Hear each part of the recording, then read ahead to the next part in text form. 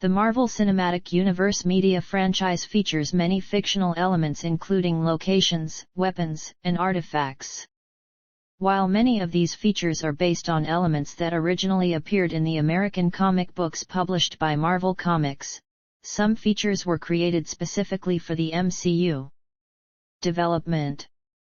Films and Disney and series. By 2005, Marvel Entertainment had begun planning to produce its own films independently and distribute them through Paramount Pictures. Previously, Marvel had co-produced several superhero films with Columbia Pictures, New Line Cinema and others, including a 7-year development deal with 20th Century Fox. Marvel made relatively little profit from its licensing deals with other studios and wanted to get more money out of its films while maintaining artistic control of the projects and distribution. Avi Arad, head of Marvel's film division, was pleased with Sam Raimi's Spider-Man films at Sony Pictures, but was less pleased with others. As a result, Arad decided to form Marvel Studios, Hollywood's first major independent film studio since DreamWorks.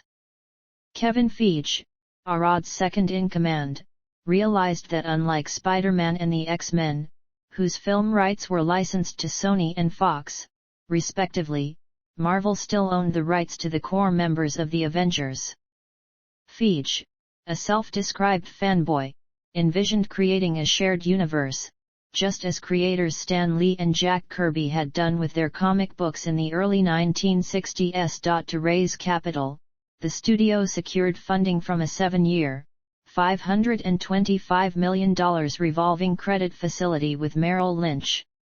Marvel's plan was to release individual films for their main characters and then merge them in a crossover film. Arad doubted the strategy, but insisted that it was his reputation that helped secure the initial financing. He resigned the following year. In 2007, at 33 years old, Feige was named studio chief. In order to preserve its artistic integrity, Marvel Studios formed a creative committee of 6 people familiar with its comic book lore. Feige, Marvel Studios CO President Luis D'Esposito, Marvel Comics President of Publishing Dan Buckley, Marvel's Chief Creative Officer Joe Quesada, writer Brian Michael Bendis, and Marvel Entertainment President Alan Fine, who oversaw the committee. Feige initially referred to the shared narrative continuity of these films as the Marvel Cinema Universe, but later used the term Marvel Cinematic Universe. Since the franchise expanded to other media, this phrase has been used by some to refer to the feature films only. In October 2014, Marvel Studios held a press event to announce the titles of their Phase 3 films. By September 2015, after Marvel Studios was integrated into Walt Disney Studios with Feige reporting to Walt Disney Studios chairman Alan Horn instead of Marvel Entertainment CEO Isaac Perlmutter, the studio's creative committee had nominal input on the films moving forward, though they continued to consult on Marvel Television Productions, which remained under Perlmutter's control. All key film decisions going forward were to be made by Feige, D'Esposito, and Victoria Alonso. Feige mentioned that Avengers: Endgame would provide a definitive end to the films and storylines preceding it, with the franchise having 2 distinct periods. Everything before and everything after. He later said Phase 3 would conclude the Infinity Saga. By November 2017, Disney was looking to develop a new Marvel television series for their streaming service Disney+. In July 2018, Feige noted discussions had begun with Disney regarding any potential involvement Marvel Studios could have with the streaming service, since Feige felt the service was an important thing for the company. In September 2018, it was reported that Marvel Studios was developing several limited series centered on second-tier characters from the MCU films who had not and were unlikely to star in their own films. Each series was expected to be 6 to 8 episodes, and would be produced by Marvel Studios rather than Marvel Television, with Feige taking a hands-on role in each series' development. Feige noted the series being developed for the streaming service would tell stories that we wouldn't be able to tell in a theatrical experience, a longer-form narrative. He also added that being asked by Disney to create these series energized everyone creatively within Marvel Studios, since they could play in a new medium and throw the rules out the window in terms of structure and format. In July 2019, Feige announced the Phase 4 slate at San Diego Comic-Con, consisting of films and, for the first time, television event series on Disney+. The Phase 4 slate includes What If?, the first animated series from Marvel Studios, and by July 2021 the studio was creating an animation branch and mini-studio to focus on more animated content beyond What If. In April 2022, Feige said he and Marvel Studios were on a creative retreat to plan and discuss the MCU films for the following 10 years. That July, Feige announced some of the films and series for Phase 5 and Phase 6 at San Diego Comic-Con, revealing that the second 3 phases were collectively known as the Multiverse Saga. Feige explained that Marvel Studios realized during development on Phase 4 that it would be different from the first 3 phases, with more projects over a shorter period of time. This also came after the creative experience of ending Phase 3 and the Infinity Saga with Avengers, Infinity War and Avengers, Endgame. Therefore, instead of culminating at every 10 months in an Avengers movie, they decided to leave that culmination until the end of the Multiverse Saga, with the second 3 phases all building to Avengers, the Kang Dynasty and Avengers, Secret Wars. Television specials from the studio are marketed as Marvel Studios Special Presentations. In December 2017, the Walt Disney Company agreed to acquire assets from 21st Century Fox, including 20th Century Fox. The transaction officially closed on March 19, 2019. The acquisition saw the return of the film rights of Deadpool, the X-Men characters, and the Fantastic Four characters to Marvel Studios, which would create richer, more complex worlds of interrelated characters and stories. Some of the first elements previously controlled by 20th Century Fox to be integrated into the MCU were the organization SWORD in the Disney and series WandaVision and the fictional country Madripoor in the series The Falcon and the Winter Soldier. Additionally, Patrick Stewart appeared as Earth-838 Professor Charles Xavier in Doctor Strange in the Multiverse of Madness, portraying a different version of the character that he previously played in 20th Century Fox's X-Men film series, while Kamala Khan was revealed to have a genetic mutation in Ms. Marvel, with star Iman Vellani confirming she was the first mutant in the MCU. Marvel Television. In June 2010, Marvel Television was launched with Jeff Loeb as head. By July 2012, Marvel Television had entered into discussions with ABC to create a show set in the MCU. The network ultimately created the series Agents of S.H.I.E.L.D., Agent Carter, and Inhumans, which was a CO production with IMAX Corporation. In November 2013, Disney was set to provide Netflix with the live-action series Daredevil, Jessica Jones, Luke Cage, and Iron Fist, leading up to the miniseries The Defenders. In April 2016, Netflix ordered The Punisher, a spin-off of Daredevil. By February 2019, Netflix had cancelled all of its Marvel series. In April 2016, the Disney-owned cable network Freeform announced Cloak and Dagger. In May 2017, Marvel announced that Runaways had received a series order from Hulu. In May 2019, Marvel announced that Hellstrom had been greenlit for Hulu. In October 2019, further corporate restructuring saw Feige named Chief Creative Officer of Marvel Entertainment, with Marvel Television becoming part of Marvel Studios and executives of Marvel Television reporting to Feige. In December 2019, Marvel Television was folded into Marvel Studios, with Marvel Studios taking over production of the current series at the time, no further series from Marvel Television were being considered for development. In January 2021, Feige said never say never to potentially reviving the Netflix series, but noted Marvel Studios was focused on their new Disney and series announced at that time. In May 2022, it was revealed that Marvel Studios was developing a new Daredevil series for Disney+, which was announced in July as Daredevil: Born Again. Other media expansion. In 2008, the first tie-in comic was released. Quesada noted the comics would be set within the continuity of the films, but were not intended to be direct adaptations. Rather, they would explore something that happened off-screen or flesh out something briefly mentioned.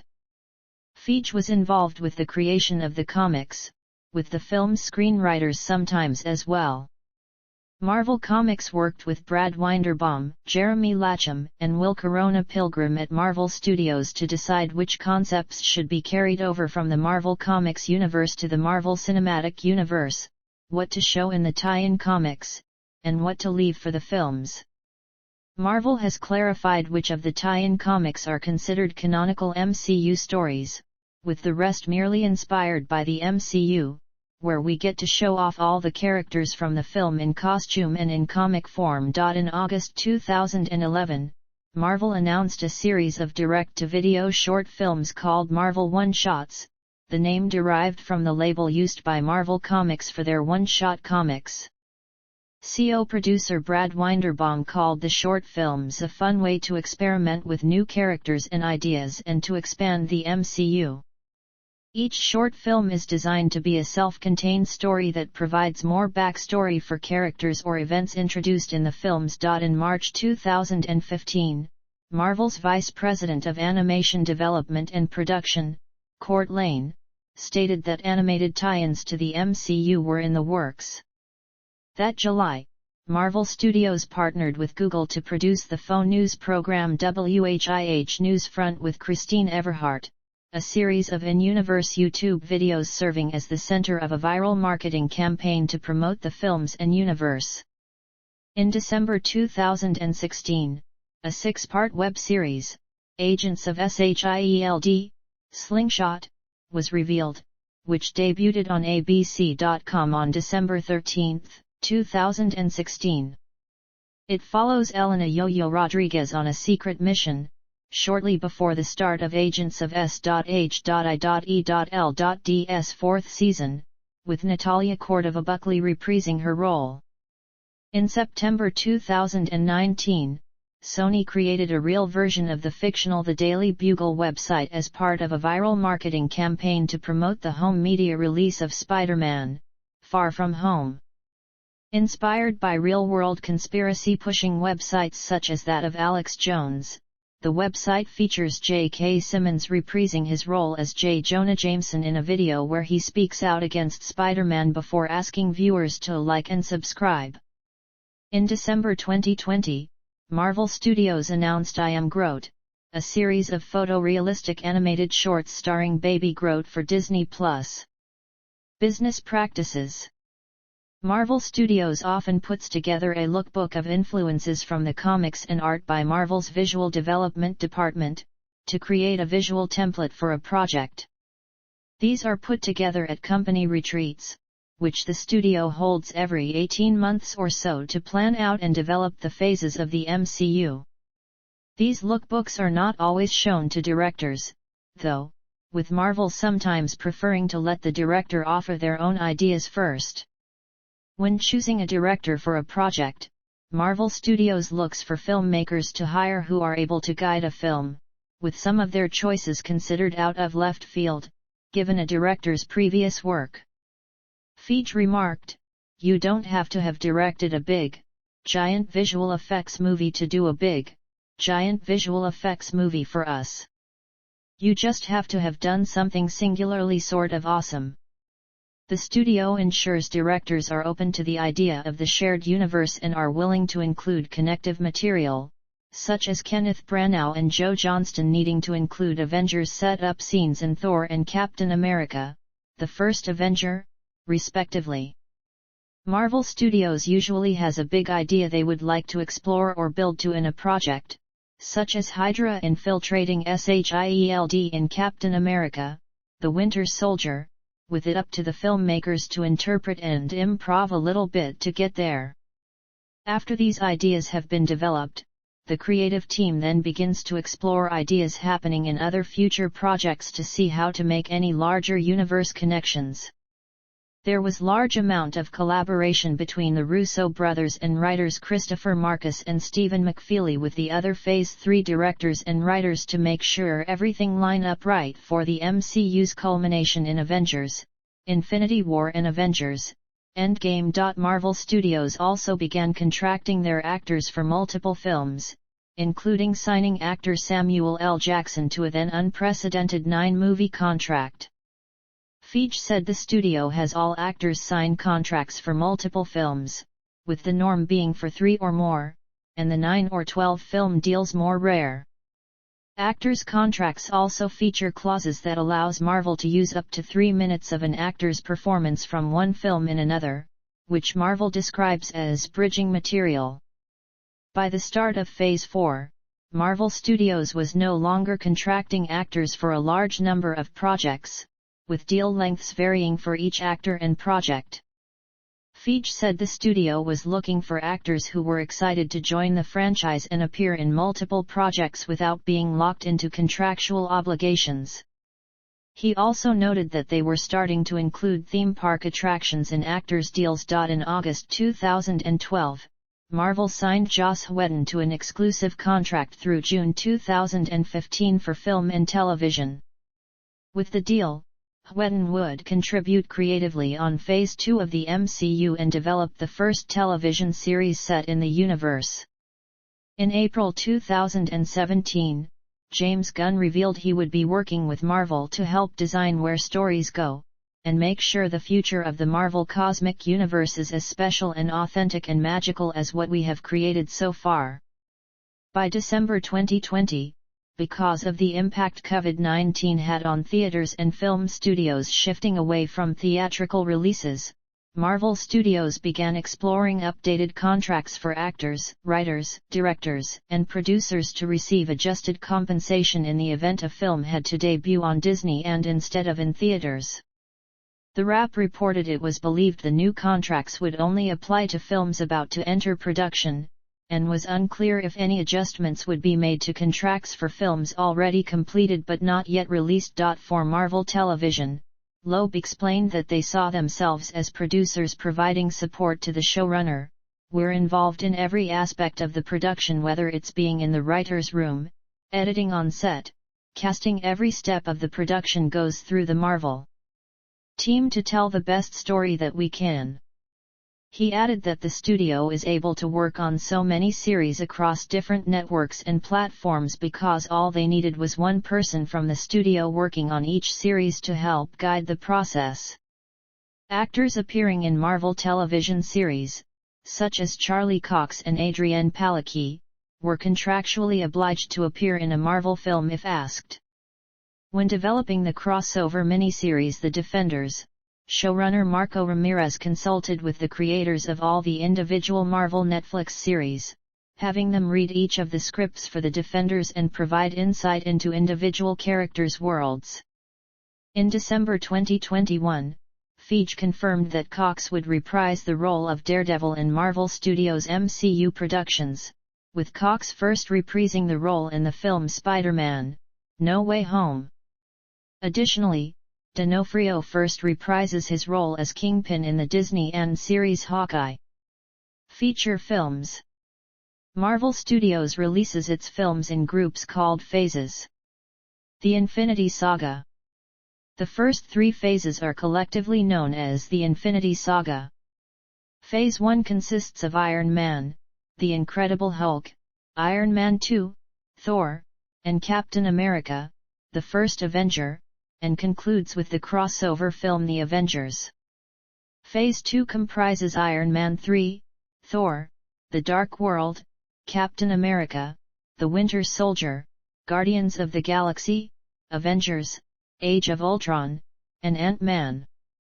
Captain America, Civil War is the first film of Phase 3, and is followed by Doctor Strange, Guardians of the Galaxy Volume 2, Spider-Man, Homecoming, Thor, Ragnarok, Black Panther, Avengers, Infinity War, Ant-Man and the Wasp, Captain Marvel, Avengers, Endgame, and Spider-Man, Far From Home. The Multiverse Saga. The second 3 phases are collectively known as the Multiverse Saga, and include television series on Disney+. Phase 4 includes Black Widow, Shang-Chi and the Legend of the Ten Rings, Eternals, Spider-Man, No Way Home, Doctor Strange in the Multiverse of Madness, Thor, Love and Thunder, and Black Panther, Wakanda Forever. Phase 5 begins with Ant-Man and the Wasp, Quantumania, followed by Guardians of the Galaxy Volume 3, The Marvels, Captain America, New World Order, Thunderbolts, and Blade. Phase 6 begins with Deadpool 3, followed by Fantastic Four, and will conclude with Avengers, The Kang Dynasty and Avengers, Secret Wars. Television series and specials.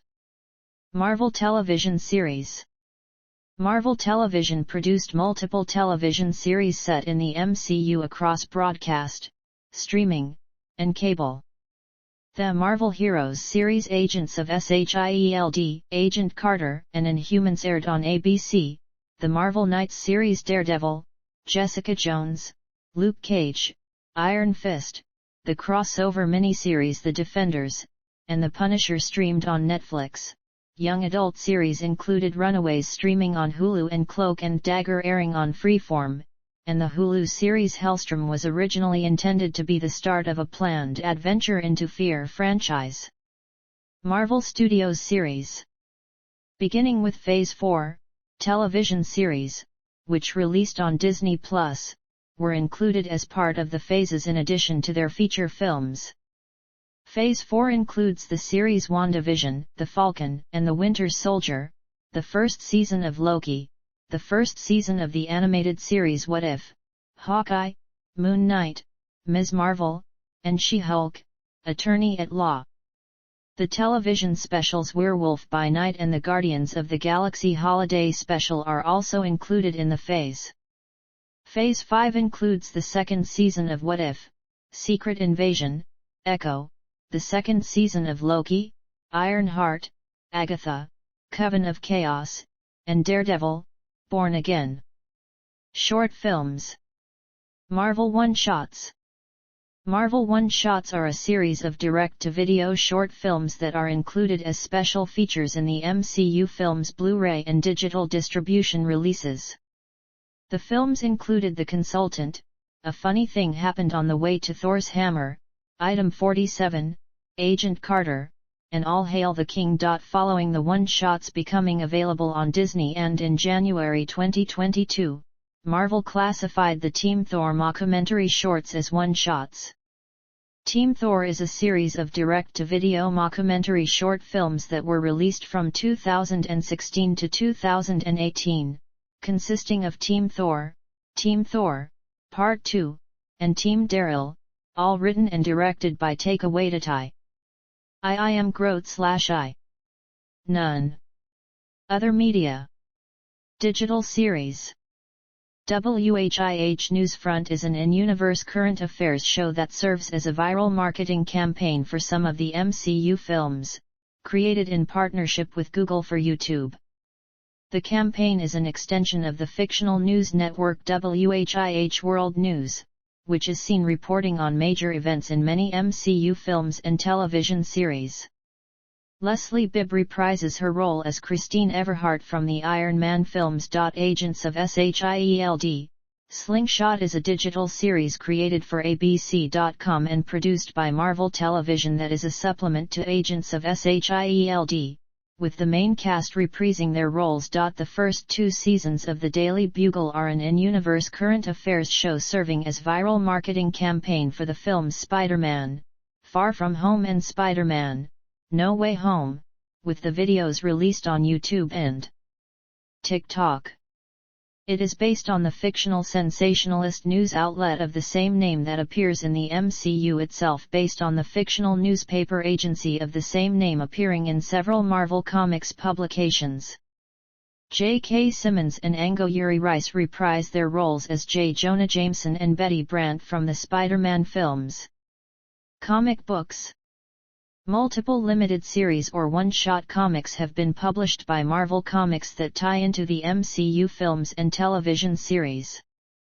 They are intended to tell additional stories about existing characters, or to make connections between MCU projects, without necessarily expanding the universe or introducing new concepts or characters.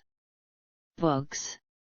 The Wakanda Files, a technological exploration of the Avengers and beyond, is a collection of papers, articles, blueprints, and notes amassed throughout history by Wakanda's war dogs at the request of Shuri. It is organized by areas of study and covers the technological advancements throughout the Marvel Cinematic Universe. The book, which exists in universe, was written by Troy Benjamin and published by Epic Inc. and Quarto Publishing Group. The Wakanda Files has content printed with UV ink that can be viewed with Kimoyo bead-shaped UV lights included with the book. It was released on October 20, 2020. Music. Various composers have created the film and television scores of the MCU films, television series, one-shots, special presentations, and other related projects of the MCU. Original songs have also been created specifically for use in the franchise, while Brian Tyler and Michael Giacchino have both scored fanfares for the Marvel Studios production logo.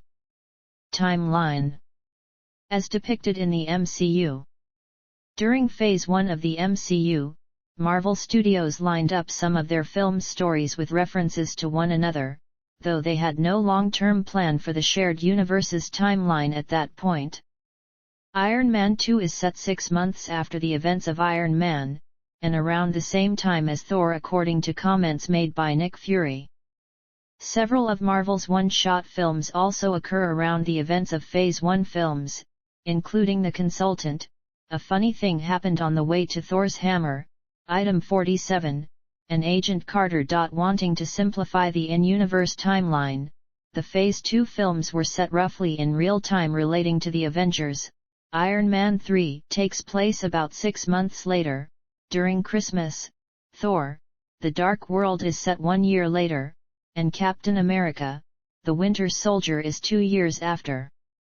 Avengers, Age of Ultron and Ant-Man ended the phase in 2015, with several months passing between those films in universe as in real life. The one-shot All Hail the King is set after the events of Iron Man 3. For Phase 3, directors the Russo brothers wanted to continue using real time, and so Captain America, Civil War begins a year after Age of Ultron, with Avengers, Infinity War set 2 years after that. Producer Brad Winderbaum said the Phase 3 films would actually happen on top of each other while being less interlocked as the Phase 1 films were, with Black Panther and Spider-Man, Homecoming respectively beginning a week and several months after Civil War, Thor, Ragnarok beginning 4 years after The Dark World and 2 years after Age of Ultron, around the same time as Civil War and Homecoming, Doctor Strange taking place over a whole year and ending in late 2016, up to date with the rest of the MCU. Ant-Man and the Wasp also set 2 years after Civil War and shortly before Infinity War, and both Guardians of the Galaxy and its sequel Volume 2 being explicitly set in 2014, which Feige believed would create a 4-year gap between Volume 2 and Infinity War, though the other MCU films up to that point do not specify years on screen. Following Infinity War, the Russo brothers said future films would not necessarily be set according to real time, as there are a lot of very inventive ways of where the story can go from here, with both Ant-Man and the Wasp and Captain Marvel set earlier in the timeline. The latter is set in 1995. Avengers: Endgame begins shortly after Infinity War and ends in 2023 after a 5-year time jump. It confirms dates for several of the other films, including The Avengers in 2012, Thor: The Dark World in 2013, Guardians of the Galaxy in 2014, Doctor Strange around 2017, and Ant-Man and the Wasp in 2018 before Infinity War. Spider-Man: Far From Home begins 8 months after Endgame in 2024. With Phase 4, Marvel Studios expanded into television series, which have greater interconnectivity with the MCU feature films than the series from Marvel Television. Many of the properties in the phase are set after the events of Avengers: Endgame. WandaVision is set 3 weeks after the events of that film, and directly sets up Doctor Strange in the Multiverse of Madness.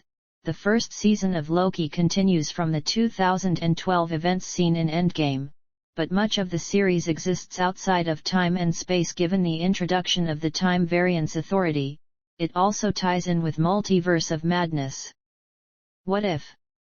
Is set after Loki's first season finale, exploring the various branching timelines of the newly created multiverse in which major moments from the MCU films occur differently. The Falcon and the Winter Soldier is set 6 months after Endgame. Eternals takes place around the same time as The Falcon and the Winter Soldier, and Spider-Man: Far From Home, 6 to 8 months after Endgame in 2024, while Spider-Man: No Way Home begins immediately after Far From Home, and continues over late 2024. Shang-Chi and the Legend of the Ten Rings is also set after Endgame, with She-Hulk: Attorney at Law set a relatively short amount of time after Shang-Chi. Hawkeye takes place 1 year after Endgame, during the 2024 Christmas season. Moon Knight is set after Hawkeye in early 2025, while Multiverse of Madness is set after Spider-Man: No Way Home. Ms. Marvel is set after Moon Knight, 1 to 2 years after Endgame. Thor: Love and Thunder and Black Panther: Wakanda Forever are also set after Endgame, with Love and Thunder 8.5 years after Thor broke up with Jane, which had occurred by Ragnarok. The Guardians of the Galaxy Holiday Special is set between the events of Love and Thunder and Guardians of the Galaxy Volume 3. Black Widow is set between Civil War and Infinity War, mostly taking place between the main plot of Civil War and its final scene. The I Am Groot shorts are set between the end of Guardians of the Galaxy and the start of Guardians of the Galaxy Volume 2, and the end of Volume 2 and its mid-credits scene. The special Werewolf by Night exists within the MCU but does not state when, how, or why. The director Michael Giacchino has a very specific idea of how the special fits into the MCU that had not been discussed with Marvel Studios. In Phase 5, Secret Invasion is set after the events of Far From Home. Codifying attempts. The official canon tie-in comic Fury's Big Week confirmed that The Incredible Hulk, Iron Man 2, and Thor all took place within a week, a year before the crossover film The Avengers. Writers Christopher Yost and Eric Pearson tried to follow the logic of the film's timeline when plotting the comic, and received the seal of approval from Feige and Marvel Studios on the final timeline. As promotion for The Avengers, Marvel released an official infographic detailing this timeline in May 2012. When Spider-Man: Homecoming was being developed, director and co-writer John Watts was shown a scroll detailing the MCU timeline that was created by co-producer Eric Carroll when he first began working for Marvel Studios. Watts said the scroll included both where the continuity of the films lined up and did not line up, and when fully unfurled it extended beyond the length of a long conference table. This scroll was used as the basis to weave the continuity of Homecoming into the previous films, such as The Avengers. This was labeled in the film with a title card stating that 8 years pass between the end of The Avengers and the events of Civil War, which was widely criticized as a continuity error that broke the established MCU timeline, in which only 4 years should have passed. Additionally, dialogue in Civil War indicates that 8 years pass between the end of Iron Man and the events of that film, despite the established continuity being closer to 5 or 6 years. Infinity War CO director Joe Russo described the Homecoming 8 years time jump as very incorrect, and the mistake was ignored in Infinity War, which specified that its events were taking place only 6 years after the Avengers.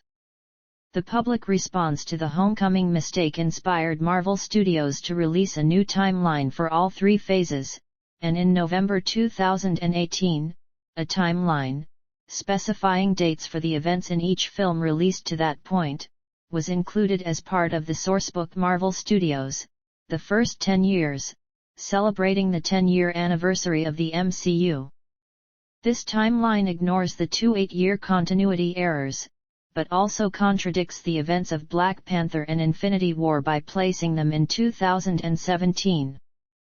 Despite the latter apparent mistakes, Thomas Bacon of Screen Rant described the timeline as the closest Marvel has yet come to making an official statement on just when the different MCU events are set, bringing some sense of balance to the MCU continuity. In October 2020, the Marvel section of Disney and was restructured to include groupings of the films by phase, as well as a grouping that put the films in timeline order.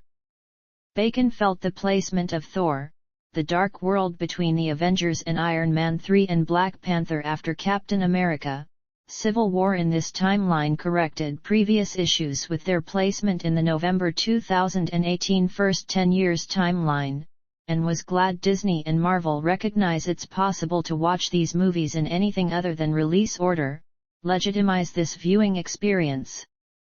The Incredible Hulk, Spider-Man, Homecoming, and Spider-Man: Far From Home were excluded since Disney did not have their distribution rights, but Bacon felt The Incredible Hulk could be viewed after Iron Man 2 since it is simultaneous with that film.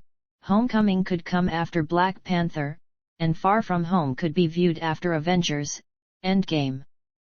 Julia Alexander at The Verge agreed with Bacon that it seems like Disney finally understands how want to watch Marvel movies.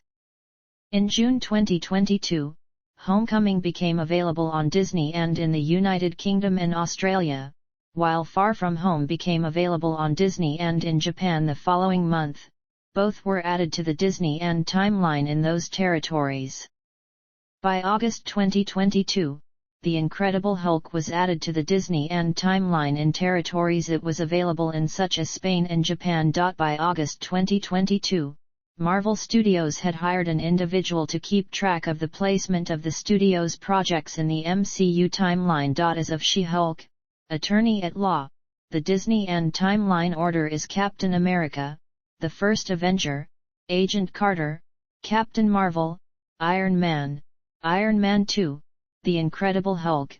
A funny thing happened on the way to Thor's hammer: Thor, the Consultant, The Avengers, Item 47, Thor, The Dark World, Iron Man 3, All Hail the King, Captain America, The Winter Soldier, Guardians of the Galaxy, I Am Groot Episode 1, Guardians of the Galaxy Volume 2, I Am Groot Episodes 2-5, Avengers, Age of Ultron, Ant-Man, Captain America, Civil War, Black Widow, Black Panther, Spider-Man, Homecoming, Doctor Strange, Thor, Ragnarok, Ant-Man and the Wasp, Avengers, Infinity War, Avengers, Endgame, Loki, What If, WandaVision, The Falcon and the Winter Soldier, Spider-Man, Far From Home, Shang-Chi and the Legend of the Ten Rings, Eternals, Doctor Strange in the Multiverse of Madness, Hawkeye, Moon Knight, She-Hulk, Attorney at Law, Ms. Marvel, Thor, Love and Thunder, and Werewolf by Night. Multiverse. The official handbook of the Marvel Universe A to Z, Volume 5, published in 2008, designated the Marvel Cinematic Universe as Earth 199999 within the continuity of Marvel's comic multiverse, a collection of fictional alternate universes. The television series Loki and What If were the first to explore the concept of the multiverse within the MCU, as well as the film Spider-Man: No Way Home, which connected the MCU to other Spider-Man film franchises by featuring characters from Sam Raimi's Spider-Man trilogy, Mark Webb's The Amazing Spider-Man films, and Sony's Spider-Man universe. The Sue film Venom, Let There Be Carnage briefly featured the main universe of the MCU as well. In Doctor Strange in the Multiverse of Madness, the main universe of MCU events was designated as Earth 616, sharing the name of the main Marvel Comics universe, while another universe was designated as Earth 838. Phases 4, 5, and 6 will comprise the multiverse saga. Recurring cast and characters. Additionally, Paul Bettany was the first actor to portray two main characters within the universe, voicing Tony Stark's artificial intelligence Jarvis in the Iron Man and Avengers films, and portraying Vision in Avengers films, Captain America, Civil War, and the miniseries WandaVision. J.K. Simmons became the first actor to reprise a non-MCU role in the MCU when he appeared as J. Jonah Jameson in Spider-Man: Far From Home. Prior to his death in 2018, Stan Lee, creator or co-creator of many of the characters seen in the MCU, made cameo appearances in all of the feature films and television series except Inhumans. In Iron Fist, it is revealed his on-set photograph cameo in the Marvel Netflix series is as NYPD Captain Irving Forbush. His cameo in Guardians of the Galaxy Volume 2 sees Lee appearing as an informant to the Watchers, discussing previous adventures that include Lee's cameos in other MCU films. He specifically mentions his time as a FedEx delivery man, referring to Lee's cameo in Captain America: Civil War. This acknowledged the fan theory that Lee may be portraying the same character in all his cameos, with writer and director James Gunn noting that people thought Stan Lee is and that all of these cameos are part of him being a Watcher. So, Stan Lee as a guy who is working for the Watchers was something that I thought was fun for the MCU. Feige added that Lee clearly exists, above and apart from the reality of all the films. So the notion that he could be sitting there on a cosmic pit stop during the jump gate sequence in Guardians, really says, so wait a minute, he's this same character who's popped up in all these films. Following Lee's death, Marvel Studios chose not to create any new Lee cameos in future projects. NY1 News anchor Pat Kiernan has also appeared in multiple MCU films and television series as himself. Reception. Early on, the shared universe element of the Marvel Cinematic Universe was criticized by some journalists. Around the release of The Avengers in 2012, Jim Vorel of Herald and Review called the Marvel Cinematic Universe complicated and impressive, but said, as more and more heroes get their own film adaptations, the overall universe becomes increasingly confusing. Kofi Outlaw of Screen Rant stated that while The Avengers was a success, Marvel Studios still has room to improve their approach to building a shared movie universe. Some reviewers criticized the fact that the desire to create a shared universe led to films that did not hold as well on their own. In his review of Thor: The Dark World, Forbes critic Scott Mendelson likened the MCU to a glorified television series, with The Dark World being a stand-alone episode that contains little long-range mythology. Collider's Matt Goldberg considered that while Iron Man 2, Thor and Captain America, the first Avenger were quality productions, they have never really been their own movies, feeling that the plot detours to SHIELD or lead UPS to the Avengers dragged down the film's narratives. The metaphor of the MCU as the world's biggest TV show was discussed again, after the release of Captain America: Civil War, by Emily Vanderwerf of Vox, who felt that film in particular highlighted Marvel's success with the model, saying, viewed in complete isolation, the plot of Captain America: Civil War makes little to no sense. When you think about where has been in earlier Marvel films, his leeriness about being subject to oversight makes a lot more sense. Vanderwerf continued that when thinking about the MCU as a television series, Many common criticisms people tend to level at it take on a new context, such as complaints that the films are formulaic, lack visual spark, or shoehorn in story elements that are necessary to set up future films, all characteristics that are fairly typical on television, where a director's influence is much lower than that of the showrunner, in this case, Feige. Comparing the films to the series Game of Thrones specifically, Van der Werf noted that each solo film checks in on various characters and their individual side stories, before bringing everyone together in the finale, with Guardians of the Galaxy being equivalent to the character Daenerys Targaryen, both separated by long distances from everybody else. She noted that this format was an extension of early TV-like film franchises such as Star Wars, as well as the format of the comics upon which the films are based. I say all of this not to suggest that film franchises resembling TV series is necessarily a good trend, Van der Werf concluded, for as much as I generally enjoy the Marvel movies, I'm disheartened by the possibility that their particular form might take over the film industry. But I also don't think it's the end of the world if Marvel continues on. There's a reason TV has stolen so much of the cultural conversation over the past few decades. There's something legitimately exciting about the way the medium tells stories when it's good, and if nothing else, Marvel's success shows the film world could learn from that.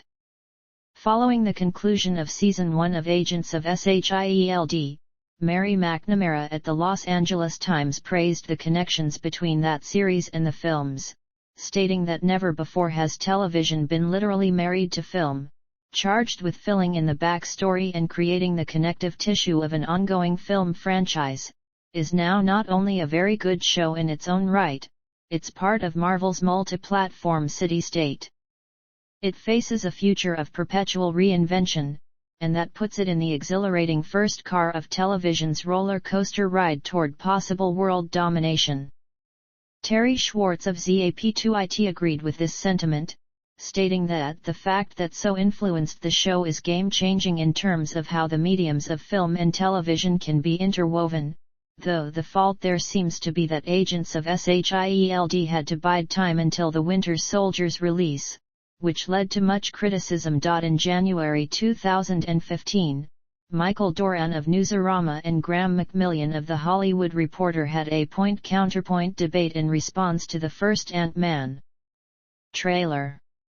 Doran stated, "Marvel has raised the bar so high that as opposed to just allowing another film to finish under the bar, we're all overly and perhaps even eager to overreact to the first thing that doesn't clear it."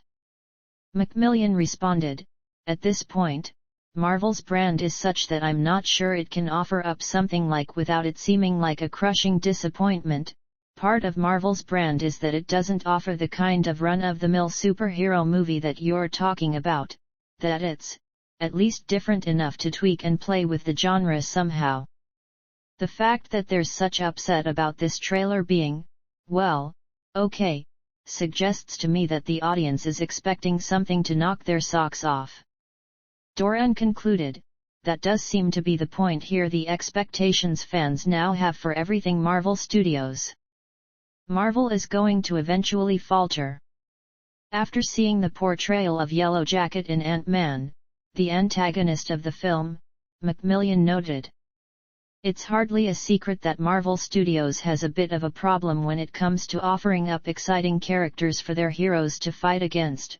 Villains generally fall into one of two camps. There's the unstoppable monster, or there's the professional white guy in a suit with an ego. No matter which of the groups the above villains fall into, they share one common purpose: evil. The motivations for evil likely differ, although, invariably, they fall under the umbrella of misguided belief in a greater good that doesn't exist but that really doesn't matter, because without fail, there will be so little time in the movie to actually properly explore those motivations, meaning that to all intents and purposes, the villain is being evil for reasons of plot necessity and little else. The strange thing about this is that Marvel's comic books offer a number of wonderful, colorful bad guys who could step outside the above parameters and offer an alternative to the formulaic villains audiences have gotten used to. In future movies, we can only hope treated in such a way that their freak flags are allowed to fly free. Following the release of Jessica Jones, David Priest at CNET wrote about how the series rescues Marvel from itself. Jessica Jones takes big steps forward in terms of theme, craft, and diversity. It's a good story first, and a superhero show second. And for the first time, the MCU seems like it matters. Our culture needs stories like this. Here's hoping Marvel keeps them coming. For Paul Tassi and Eric Kane of Forbes, watching the series made them question the MCU, with Kane feeling that the morally complex, violent, dark world of Jessica Jones has no place in the MCU. Right now, the MCU is holding back shows like Jessica Jones and Daredevil, while those shows are contributing absolutely nothing to the MCU. Tassi went so far as to wonder what the point of the Marvel Cinematic Universe is, lamenting the lack of major crossovers in the franchise since the Winter Soldier reveal on Agents of S.H.I.E.L.D., and saying that Jessica Jones is so far removed from the world of the Avengers, it might as well not be in the same universe at all. Really don't understand the point of if they're going to keep everything within it separated off in these little boxes. Conversely, Eric Francisco of Inverse called Jessica Jones's lack of overt connections to the MCU the show's chief advantage. Besides demonstrating how physically wide open the MCU's scope really is, Jessica Jones also proves the MCU's thematic durability. In April 2016, Marvel Studios revealed that Alfre Woodard would appear in Captain America: Civil War, having already been cast as Mariah Dillard in Luke Cage the previous year. This raised hopes that Marvel could be uniting its film and Netflix universes, with one of the first and strongest connections between the two. Civil War writers Christopher Marcus and Stephen McFeely revealed that Woodard would instead be portraying Miriam Sharp in the film, explaining that she had been cast on the suggestion of Robert Downey, Jr., and they had not learned of her casting in Luke Cage until afterwards. This was not the first instance of actors being cast in multiple roles in the MCU, but this casting was called more significant, and seen by many as a disappointing indication of the growing divide and lack of more satisfying cooperation between Marvel Studios and Marvel Television following the September 2015 corporate reshuffling of Marvel Entertainment. Speaking to the 1990s setting of Captain Marvel, the MCU's first full-period piece since Phase 1's Captain America, the first Avenger in 2011, Richard Newby of The Hollywood Reporter felt the return of younger versions of some characters introduced and killed in earlier films open up the MCU in a whole new way and broaden the franchise's mantra of "it's all connected." Speaking specifically to Clark Gregg's appearance as Agent Phil Coulson in the film, Newby noted the appearance doesn't exactly mend fences between Marvel's film and TV divisions. It does strengthen the connective tissue in the sense that these characters still matter in the grand scheme of Marvel's film plans. He also hoped that continuity from Agents of S.H.I.E.L.D. would be maintained in Captain Marvel, especially since Coulson has dealt with the Kree in the series. Newby also added that shifting to different time periods would help Marvel Studios sustain this cinematic universe for the next 10 years by allowing them to repeat some of the genres previously used, as they could then feel fresh and have different rules and different restraints, as well as allow them to build upon material established in the television series such as Agent Carter. He concluded, Marvel Studios has an entire sandbox to play in, but, for necessary reasons, has largely chosen to remain in a small corner in order to ground audiences in these concepts. Now that the basis has been laid, the opportunity for exploration in both film and television lies ahead, with Captain Marvel leading the way. Wherever Marvel Studios plans to take the MCU in the future, it's refreshing to know that its past is expansive and filled with infinite possibilities. Likewise, in his review of Avengers: Endgame, Joe Morgenstern of the Wall Street Journal acknowledged the unique achievement that the Marvel Cinematic Universe had accomplished. These are difficult times for big-screen entertainment. As the medium declines and TV grows ascendant, authentic spectacles as opposed to lavish embellishments of smallish ideas threaten to become a thing of the fabled past. All the more reason, then, to cherish what Marvel has achieved, even though befuddling stumbles have occurred along the way. The studio has kept the faith by smartening up most of its films, not dumbing them down, by banking on, and raking in profits from, the audience's appetite for surprise, its capacity for complexity. When the final battle comes at the end of Avengers: Endgame, it's inevitably unwieldy. Every Marvel character you can think of from the past decade shows up for one more assault on cosmic evil, but thrilling all the same, and followed by a delicate coda. So many stories. So many adventures. So much to sort out before the next cycle starts.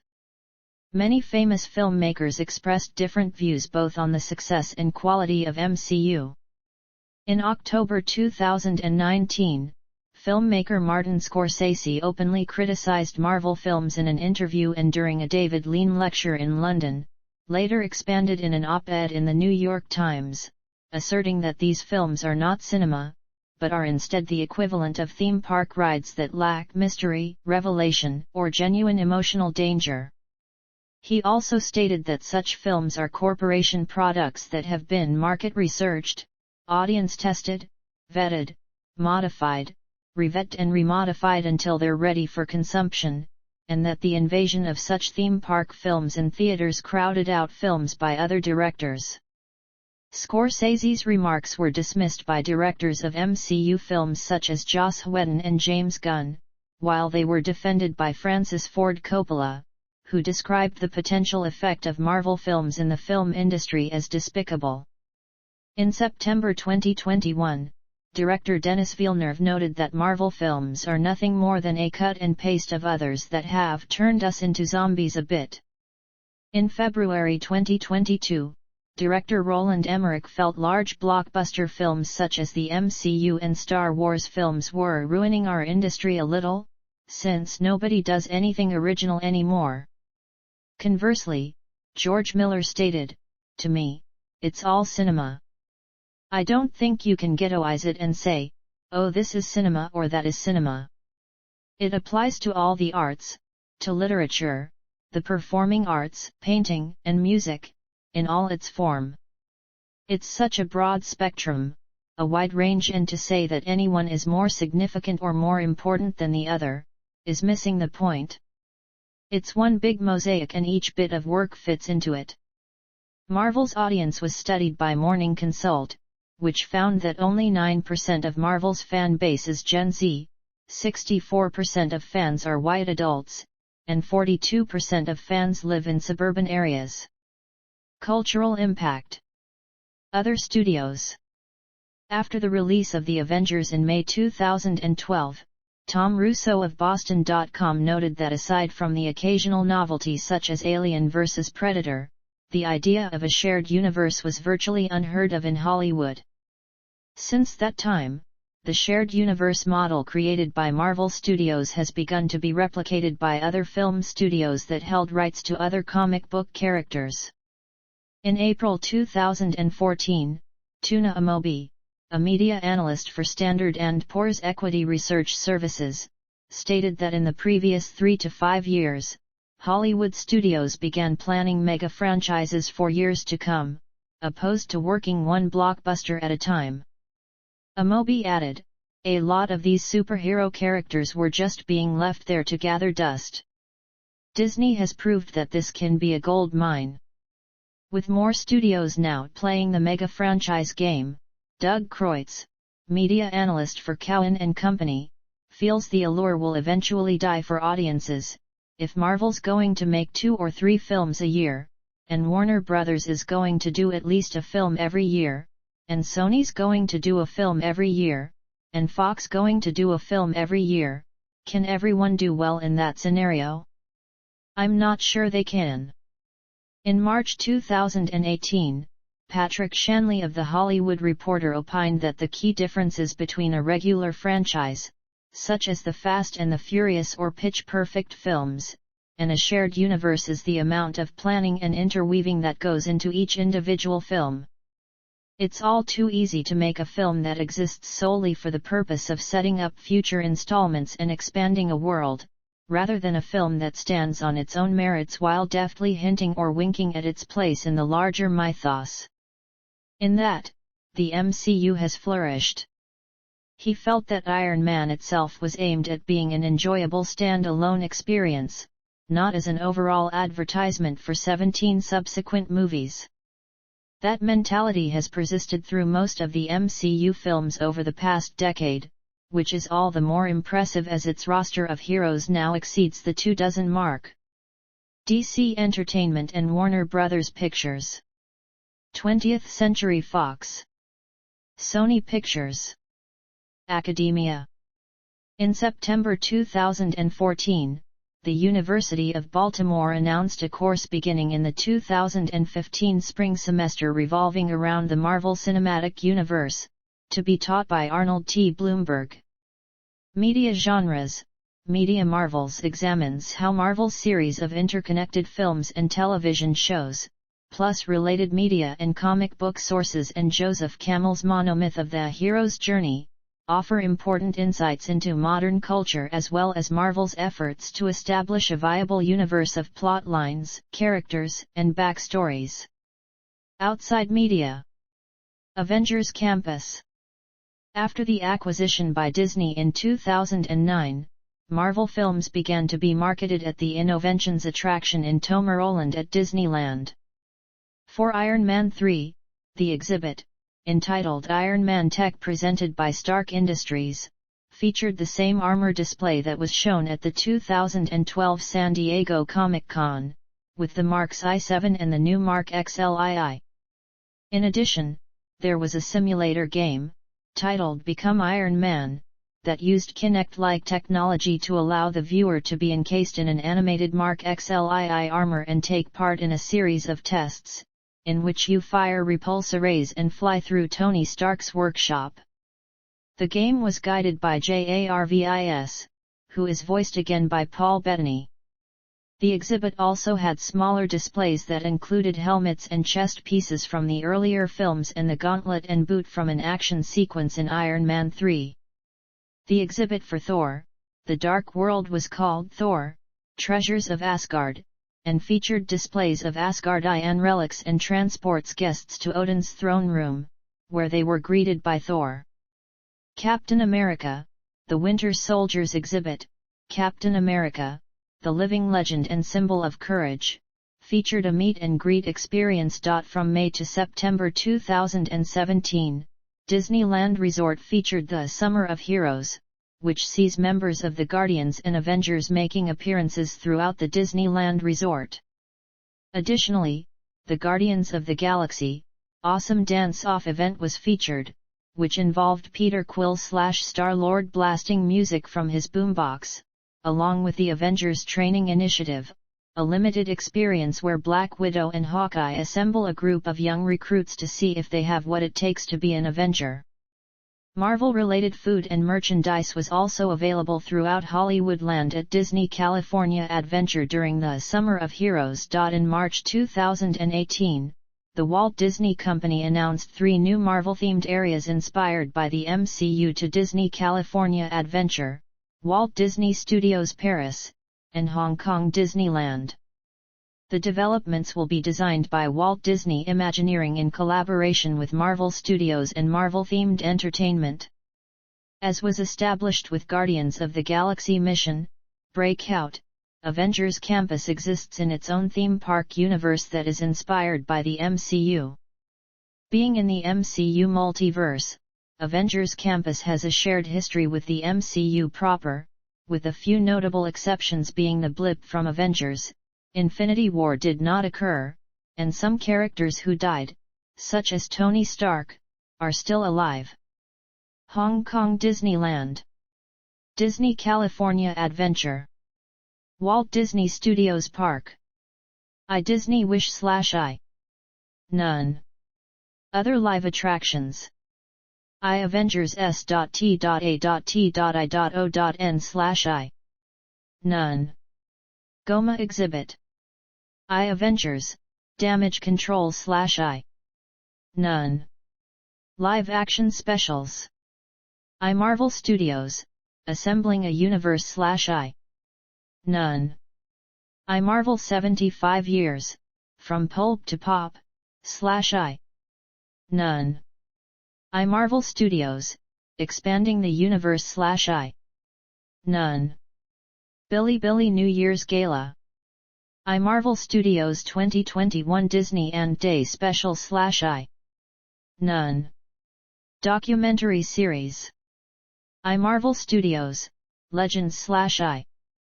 None. I Marvel Studios, Assembled/I. None. Superwomen of the MCU. Guidebooks. In September 2015, Marvel announced the guidebook to the Marvel Cinematic Universe, named as a nod to the official handbook of the Marvel Universe. Each guidebook is compiled by Mike O'Sullivan and the official handbook of the Marvel Universe team, with cover art from Mike Del Mundo and Pascal Campion, and features facts about the MCU films, film-to-comic comparisons, and production stills.